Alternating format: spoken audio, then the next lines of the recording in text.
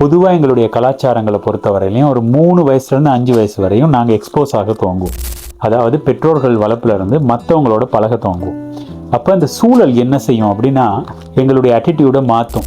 சூழலும் ஆட்டிடியூடை மாற்றுது அப்படிங்கிறதுக்கு உங்களுக்கு ப்ரூஃப் வேணுமா? சின்ன பிள்ளைகள் வீட்டில் இருக்க வரையும் ஒரு சில மொழிகளை மட்டும் பேசுவாங்க, ஒரு சில ஸ்டைலில் மட்டும் தான் பேசுவாங்க. வாங்க போங்கலாம் ரொம்ப மரியாதையெல்லாம் பேசுவாங்க. ஒரு 3-4 வயசுக்கு இடையில அவங்க சின்னதில் ஸ்கூல் போகிறாங்க, இல்லாட்டி 5 வயசுக்கு பிறகு ஸ்கூல் போகிற சந்தர்ப்பங்களில் அவங்க எக்ஸ்போஸ் ஆக ஆரம்பிப்பாங்க. அதாவது ஒரு சிலரோட பழக ஆரம்பிப்பாங்க. புதுசாக போகிற வாகனங்கள், அதே மாதிரி பாடசாலையில் உள்ள புது ஃப்ரெண்ட்ஸ், இந்த மாதிரிலாம் உருவாகிடுவாங்க. அதுக்கு பிறகு அவங்க செய்கிறத காப்பி பண்ண ட்ரை பண்ணுவாங்க. ட்ரை பண்ணும் பொழுது பேச்செல்லாம் மாறும். வாடா போடா மச்சான் அப்படியெல்லாம் பேச துவங்கிடுவாங்க. வீட்டில் உள்ள ப்ராக்டிஸே மாறிடும்.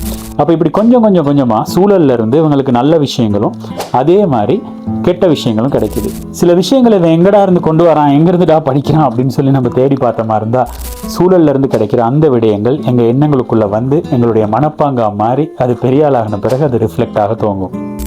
நான் ஏன் இதை உங்களுக்கு சொன்னேன் அப்படின்னா, சூழலும் எங்களுடைய மனப்பாங்கு மாறுறதுக்கு ஒரு முக்கியமான காரணியாக அமையுது.